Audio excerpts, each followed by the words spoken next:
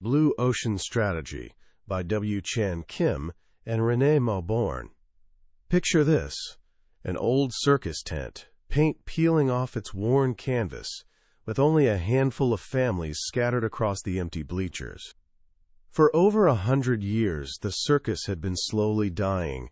Kids who once begged their parents to see the lion tamers and trapeze artists were now glued to video games and movie screens. The big names, Ringling Bros and Barnum and Bailey, were locked in a desperate fight over a shrinking crowd of children.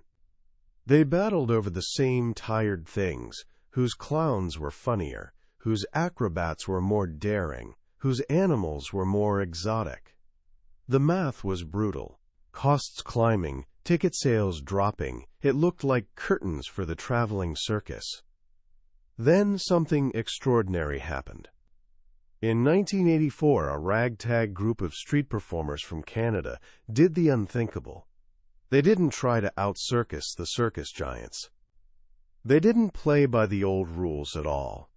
They completely reimagined what a circus could be. Out went the animals, expensive and increasingly controversial. Gone were the star performers with their massive salaries, the chaotic three-ring setup, the cheap popcorn vendors working the aisles. In their place, something nobody had seen before: a single, mesmerizing story, artistic choreography, and music. An atmosphere that felt less like a dusty tent and more like stepping into a grand theater. They called it Cirque du Soleil. And here's the kicker: they didn't aim for kids. Their audience was adults, corporate clients, people willing to pay premium prices, not for a circus, but for an unforgettable experience.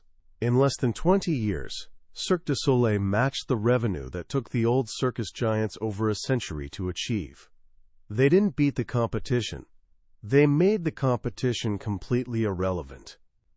This story opens the door to one of the most revolutionary business ideas of our time, captured in the groundbreaking book Blue Ocean Strategy by W. Chan Kim and RenA Mauborgne. With over 4 million copies sold and translations in 46 languages, it's become a guiding light for entrepreneurs, leaders, and creators worldwide.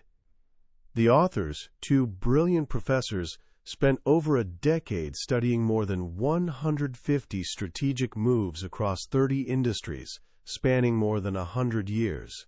They discovered a pattern, a hidden logic, behind the greatest success stories. Lasting success rarely comes from battling competitors. It comes from creating new, uncontested market spaces, what they call blue oceans. Today, I'm going to share the secrets of that journey.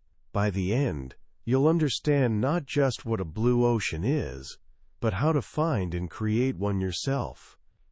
You'll learn a systematic framework for making your competition irrelevant, unlocking new demand, and building a future where you're not just playing the game, you're creating it. This is the story of how to stop competing and start creating. Ever feel like you're running on a treadmill, working harder and faster but not actually getting anywhere new? That's the daily reality for most businesses. They exist in what the authors call a red ocean. Imagine it, a vast ocean, dark red with the blood of fierce competition. Every industry we know today swims in these waters. The rules are set, the boundaries defined, and everyone's fighting over the same customers. Companies scramble to outperform rivals and grab a bigger slice of a limited pie. As the market gets crowded, the fight gets vicious. Products become commodities, profits shrink, and the water turns a deeper shade of red. Think about smartphones, fast food, airlines. Everyone's watching everyone else, matching features, slashing prices, spending millions on advertising just to stay afloat. It's an exhausting, head-to-head battle for survival. Traditional strategy teaches us to navigate this world. It gives us tools to fight better, to build stronger defenses around our little piece of the red ocean. But Kim and Mauborgne ask a revolutionary question. What if you didn't have to fight at all? What if, instead of battling in the bloody red ocean, you could simply swim away and find a blue ocean? A blue ocean is the complete opposite. It's unknown market space, untainted by competition. It's about creating industries that don't exist yet. In a blue ocean, you create demand rather than fight over it. There's immense opportunity for rapid, profitable growth. In a blue ocean, competition is irrelevant because you're writing the rules yourself. Cirque du Soleil didn't try to be a better circus in the red ocean. They created a blue ocean of theatrical entertainment, a market space entirely their own. Now, this might sound abstract, maybe even risky, like something only a once-in-a-generation visionary could pull off. But here's the beautiful core of blue ocean strategy. It's not about genius or luck. It's about a framework, a systematic, repeatable process anyone can use in any industry. The secret at the heart of it all is something called value innovation. This is one of the most important strategy concepts you'll ever learn, so let's really dig into it. Conventional thinking, the red ocean mindset, forces a trade-off. You can either create more value for customers at higher cost or reasonable value at lower cost. You have to choose, be Mercedes or be a budget car brand. You can't be both. That's the value-cost trade-off. Value innovation shatters this trade-off. It's the simultaneous pursuit of both differentiation and low cost. It's not about small improvements. Value innovation creates a leap in value for customers while simultaneously reducing your costs. It's finding a new way to solve a problem that's so much better and so much more affordable that it makes the old way obsolete. How is this even possible? Let's return to Cirque du Soleil. They achieved this by asking questions nobody else in the circus industry was asking. Instead of, how do we beat Ringling Bros?, they looked at every factor the circus industry competed on for a century and challenged each one. This led to a simple but profound framework called the 4 Actions Framework. It's your practical toolkit for achieving value innovation, built on 4 key questions. 1. Eliminate. Which factors that the industry takes for granted should be eliminated? 2. Reduce. Which factors should be reduced well below the industry's standard? 3. Raise. Which factors should be raised well above the industry's standard? 4. Create. Which factors should be created that the industry has never offered? Let's see how Cirque du Soleil used this. Eliminate. They cut the most expensive and controversial parts of traditional circus. Animal shows? Gone. Star performers with huge salaries? Gone. The confusing, costly 3-ring setup? Gone. Reduce. They toned down the slapstick comedy and made it more refined.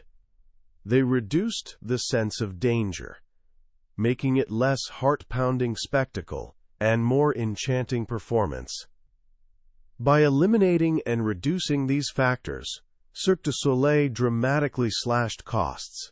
No more animal trainers, superstar salaries, or massive insurance policies.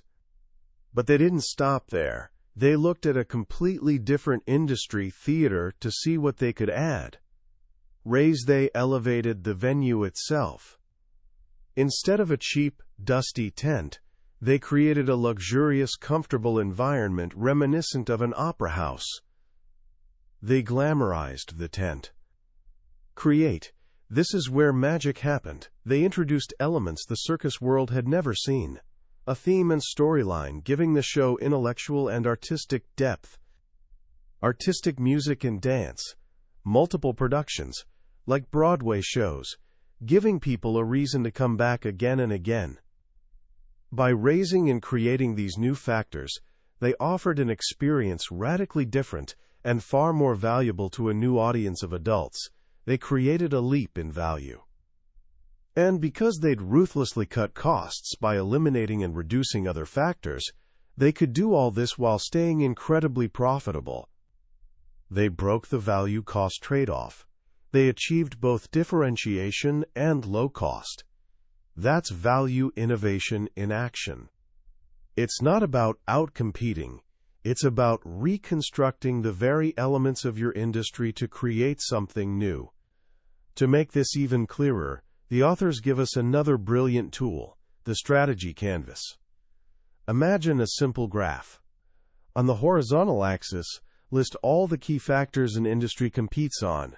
For wine, this might be price, complex terminology, vineyard prestige, and aging quality. On the vertical axis, plot the offering level for each factor, from low to high. When you plot the strategies of all major players in a red ocean, something striking appears. All their value curves look almost identical. Premium wines are high on every factor. Budget wines are low on every factor. They're all competing on the same things, just at different price points. Their strategies converge. They're different in the same way. A blue ocean strategy creates a value curve that looks completely different. It stands apart. It has focus, divergence, and a clear, compelling tagline. Let's look at another classic example from the book. A little Australian wine brand called Yellowtail. In the late 90s, the U.S. wine industry was a classic red ocean, intensely competitive, with thousands of wineries fighting for shelf space. The market intimidated average people. Wine labels were complicated, the taste was harsh for novices, and the sheer number of choices was overwhelming. The industry competed on tannins, oak, and vineyard history, things most people didn't understand or care about. The makers of Yellowtail, Casella Wines, didn't try to make a better wine by the industry's standards. They decided to create a blue ocean. They asked, why do most Americans, especially beer and cocktail drinkers, not drink wine? The answer, wine was intimidating, pretentious, and an acquired taste. So they used the 4 actions framework to create a completely new wine experience.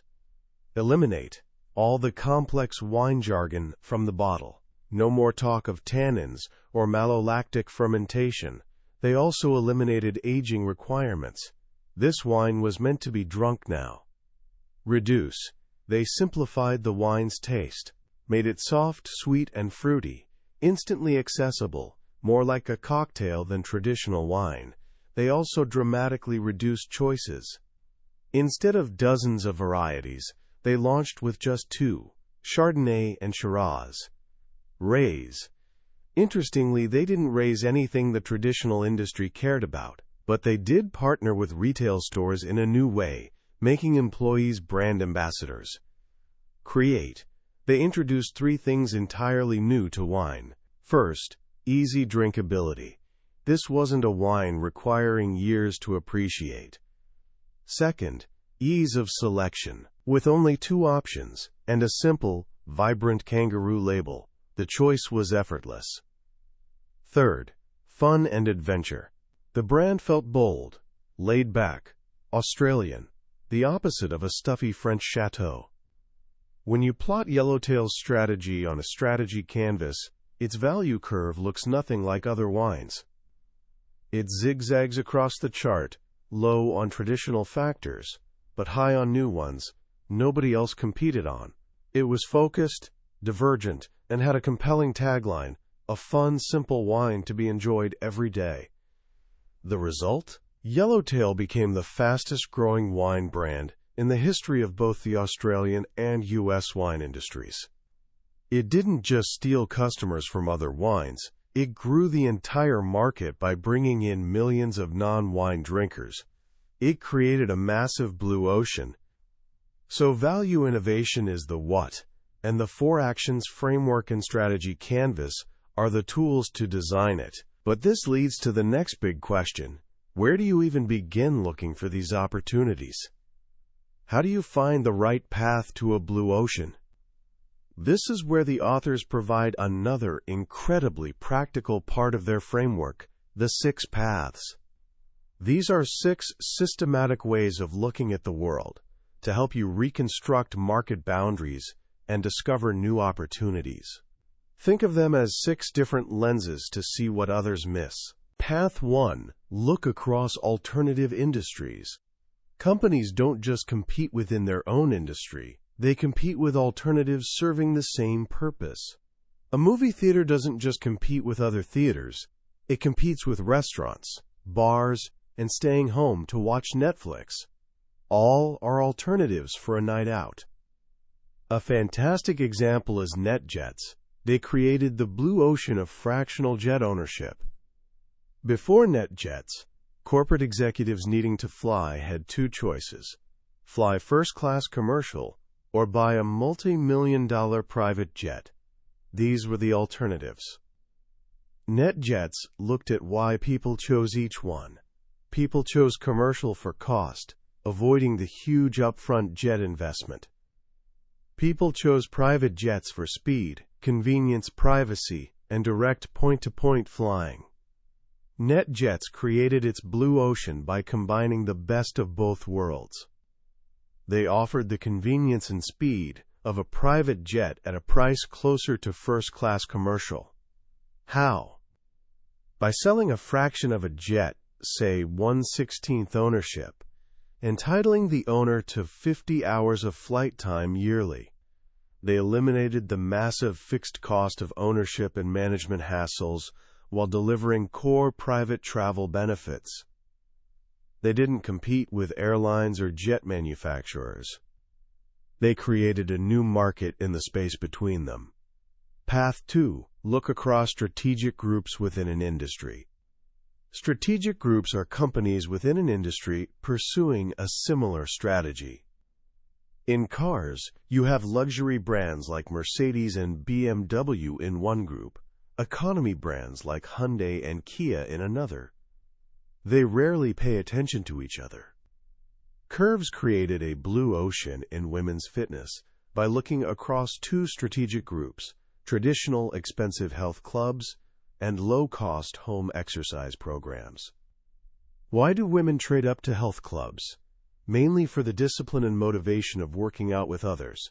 Why trade down to home programs? Privacy, convenience, and lower cost. Curves combined the best of both. They created a simple, no-frills workout space exclusively for women, offering the motivation of a group setting. But they eliminated all the expensive extras of traditional gyms: pools, juice bars, complicated equipment. The workout was a simple 30-minute circuit. This allowed them to offer membership for a fraction of gym prices. They captured key advantages of both strategic groups and created a new market for women uncomfortable in traditional gyms and unmotivated at home. Path 3. Look across the chain of buyers. In most industries, everyone focuses on the same target buyer, but in reality, there's a chain of buyers: the purchaser who pays, the user who actually uses the product, and the influencer whose opinion matters. Shifting focus from one buyer group to another can unlock huge opportunities. Novo Nordisk, a Danish insulin producer, did this beautifully. For decades, the pharmaceutical industry focused on doctors as key influencers. They competed to create pure insulin to please doctors.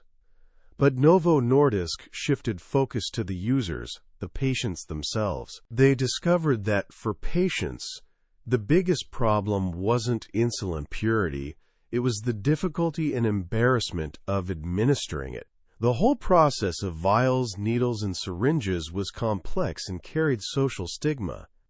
So Novo Nordisk created the Novo Pen, a user-friendly insulin delivery system that looked like a fountain pen. It was simple, discreet, and convenient. This transformed the company from just an insulin producer into a diabetes care company. By focusing on the user, not the influencer, they created a blue ocean they still dominate today. Path 4. Look across complementary products and services. Few products are used in a vacuum. Their value is often affected by what happens before, during and after use. Think about going to the movies. The value is affected by parking costs and hassle, and finding a babysitter. A movie theater solving those problems would create new value. A Hungarian bus company called NABI did this in the U.S. municipal bus industry. The industry was a red ocean, competing fiercely on initial purchase price. But NABI realized that for municipalities buying buses, purchase price was only a small part of total cost. The biggest costs came after purchase: maintenance, fuel, accident repairs, and rust over the bus's 12-year life. So NABI built a new kind of bus. Instead of heavy, rust-prone steel, they used lightweight, corrosion-free fiberglass. This killed 5 birds with 1 stone. The bus was lighter, so it used less fuel and was more environmentally friendly. It didn't rust, slashing maintenance costs. And it was easier and cheaper to repair after accidents. Even though NABI charged a higher initial price, total life cycle cost for municipalities was dramatically lower. They redefined the problem from "what's the cheapest bus to buy" to "what's the cheapest bus to own and operate." Path 5. Look across the functional or emotional appeal to buyers. Some industries compete on functionality and price. Their appeal is rational. Think cement or basic commodities. Other industries compete on feelings and emotion. Think fashion, cosmetics, or Starbucks. Their appeal is emotional. Blue oceans can be created by taking a functional industry and adding emotion, or by taking an emotional industry and making it more functional. QB House, a Japanese barbershop chain, did the latter. Getting a haircut in Japan was an emotional, hour-long ritual involving hot towels, shoulder massages, and tea. QB House recognized that many busy professionals didn't want the ritual, they just wanted a quick, decent haircut. So they stripped away all the emotional extras. They focused only on the cut, creating an air wash system, a vacuum hose to clean up stray hairs instead of time-consuming shampoo. They reduced time from 1 hour to 10 minutes, and price from around $30 to just $9. They turned an emotional service into a highly functional one, and created a massive blue ocean. On the flip side, Cimex, a Mexican cement company, took a purely functional product, a bag of cement, and injected emotion. They realized that for Mexico's poor, buying cement to add a room to their house was a dream, but hard to save for. So they created the Patrimonio Hoy program, positioning cement as the gift of dreams. It was a community savings club, like a wedding registry, where families contributed a small amount each week, and one family would win the materials to build a new room. Cimex turned the purchase of a functional commodity into an emotional, community-driven event, and sales soared. Path 6. Look across time. This final path is about looking at major trends already in motion and asking what the market will look like if that trend is taken to its logical conclusion. The key is that the trend must be decisive, irreversible, and have a clear trajectory. Apple did this masterfully with iTunes. In the late 90s, the trend of illegal digital music file sharing through services like Napster was undeniable. The music industry fought it, but the trend was clear. People wanted digital music instantly, and they wanted to buy individual songs, not entire albums. Apple looked at this trend and asked, what would a legal, user-friendly version look like? The result was the iTunes Music Store. They created a system that was legal, offered high-quality sound, was incredibly easy to use, and allowed people to buy single songs for just 99 cents. They captured all the value of the digital music trend while eliminating the drawbacks of illegal downloading, poor quality, viruses, and legal risk. They didn't invent digital music, but they saw the trajectory and created a blue ocean that shaped the future of the entire industry. These 6 paths are your treasure map. They show you where to look for opportunities your competitors are completely ignoring. They're a systematic way to challenge the assumptions keeping your industry locked in a red ocean. But finding a blue ocean idea is only half the battle. You also have to make sure it's commercially viable, that it can become a profitable and sustainable business. This brings us to the next crucial piece, the right strategic sequence. The authors lay out a 4-step process to validate your blue ocean idea and reduce business model risk. You must address these steps in order. Step 1. Buyer utility. Is there an exceptional reason for people to buy your offering? Does it remove a major pain point from their lives? If the answer isn't a clear, resounding yes, you don't have a blue ocean. You might have cool technology or a clever idea, but if it doesn't offer a leap in value to the buyer, it will fail. This is the first and most important hurdle. Step 2. Price. Is your price easily accessible to the mass of target buyers? This isn't just about setting a low price. It's about strategic pricing. The authors introduce a tool called the price corridor of the mass. This involves looking at the prices of alternatives and substitutes your customers use, and finding a price point that makes your offering an irresistible choice. Ford didn't price the Model T against other cars, he priced it against the horse and buggy, making it a choice the masses could afford. Step 3. Cost. Once you've set your strategic price, you must figure out your target cost. This is the principle of price minus costing, not cost plus pricing. You start with the price you need to attract the masses, deduct your desired profit margin, and that gives you your target cost. The question then becomes, can we produce our offering at this cost? This is where innovation in operations, manufacturing, and partnerships becomes critical. If you can't hit your target cost, your blue ocean won't be profitable. Step 4. Adoption. Even the most brilliant profitable idea can be derailed if you ignore the people who have to execute it or the partners who depend on you. What are the adoption hurdles? Will your employees resist the change? Will business partners feel threatened? Will the public oppose it? You have to address these fears and hurdles from the beginning, educating your stakeholders and bringing them along on the journey. Only when your idea passes through all 4 of these gates, utility, price, cost, and adoption, do you have a commercially viable blue ocean strategy. But even then, there's one final, perhaps most human challenge: execution. A strategy document, no matter how brilliant, is just paper. The real challenge is bringing an organization and its people along on a journey that represents a significant departure from the past.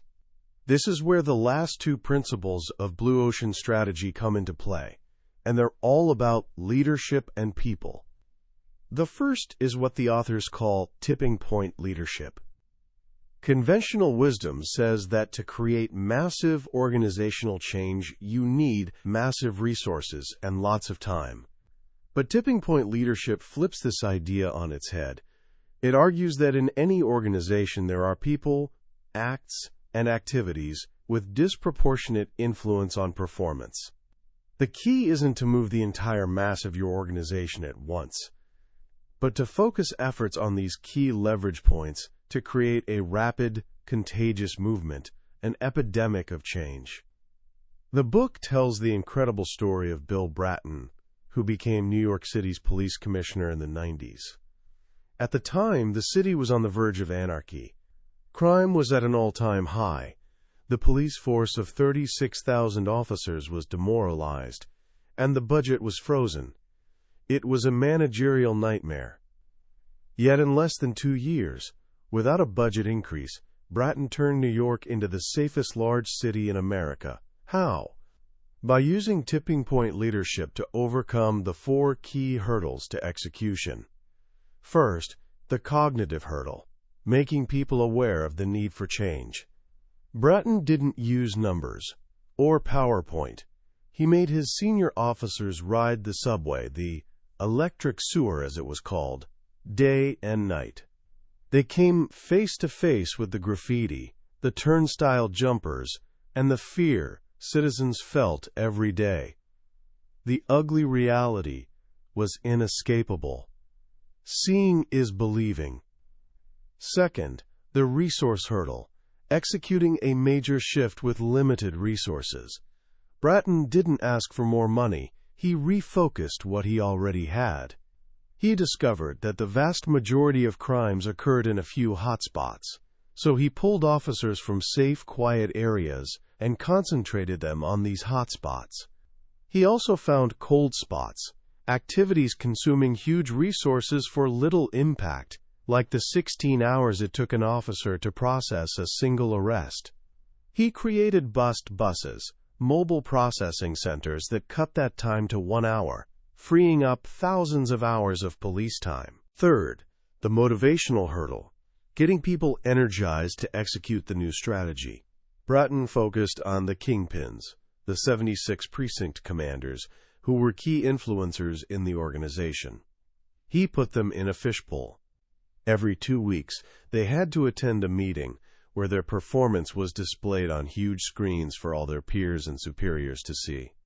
This created an intense culture of performance and accountability, where high achievers were celebrated and laggards had nowhere to hide. And fourth, the political hurdle, overcoming resistance from powerful vested interests. Bratton identified his angels, those who would gain from the change, like the mayor, and his devils, those who would lose, like the courts fearing being overwhelmed. He built a broad coalition with his angels to isolate his devils, winning political battles before they even started. By focusing on these points of disproportionate influence, Bratton created a tipping point that transformed the entire NYPD and the city itself. But there's one final piece to the execution puzzle, the one that ensures a strategy isn't just followed but embraced. This is the principle of fair process.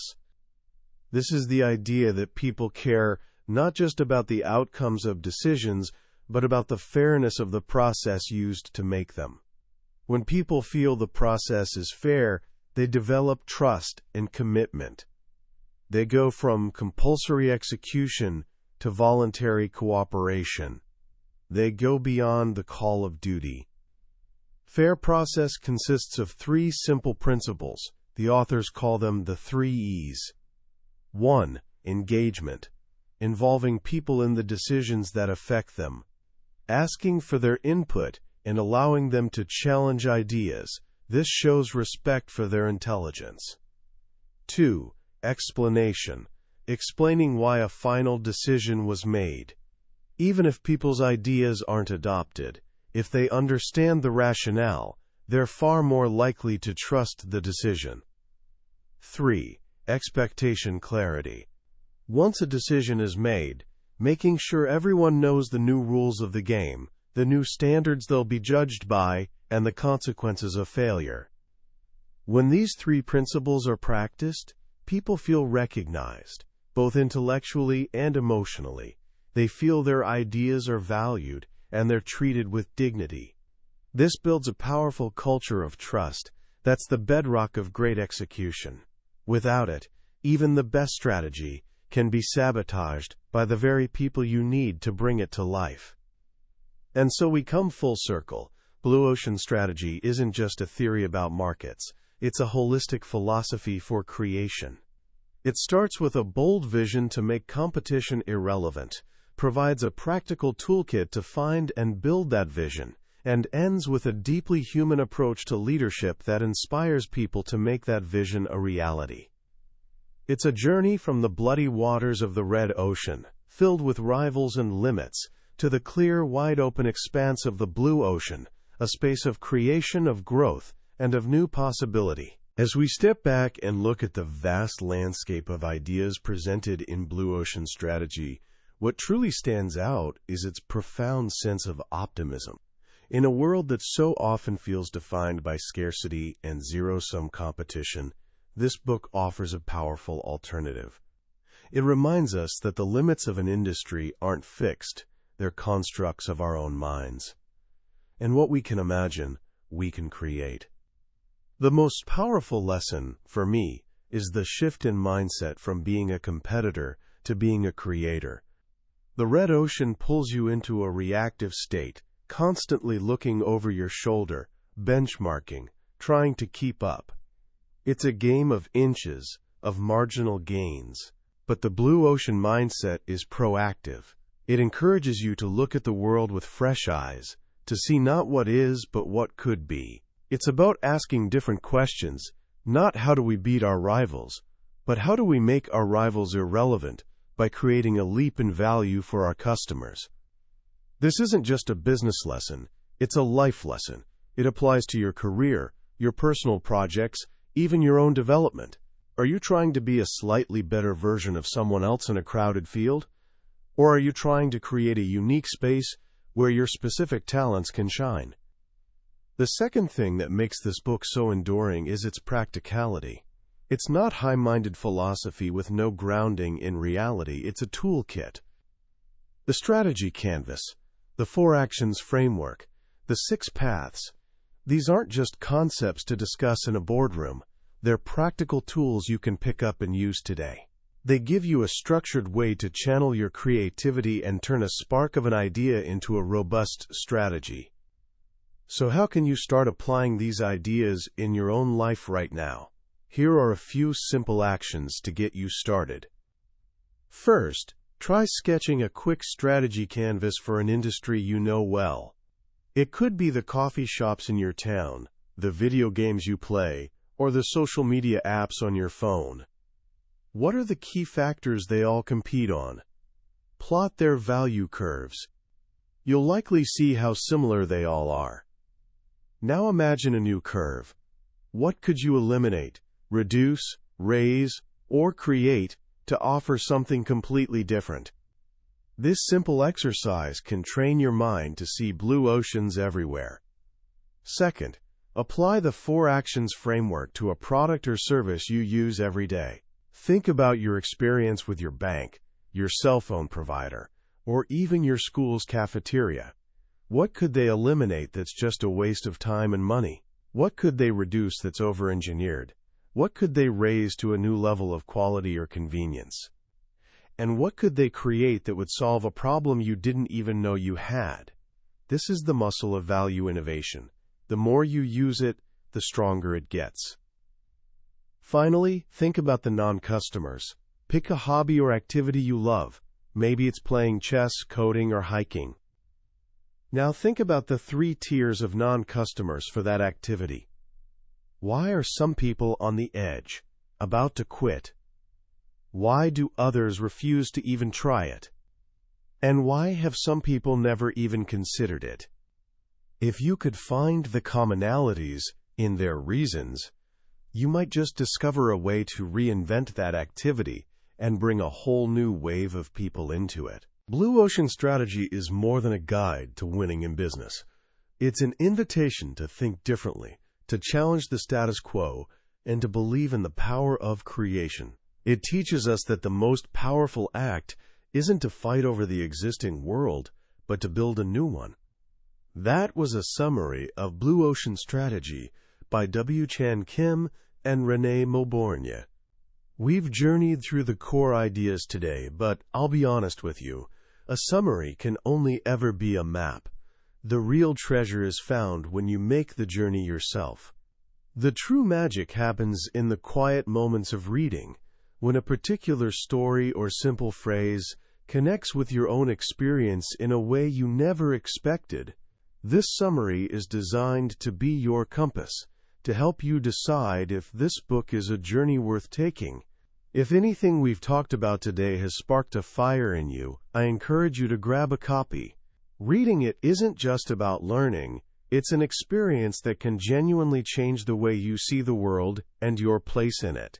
You can find a link to the book in the description below. Also, if you found this summary valuable, I'd be so grateful if you would hit that like button and subscribe to the channel. That way, you won't miss our next exploration into another life-changing book from the billionaire's bookshelf. Let's keep growing together.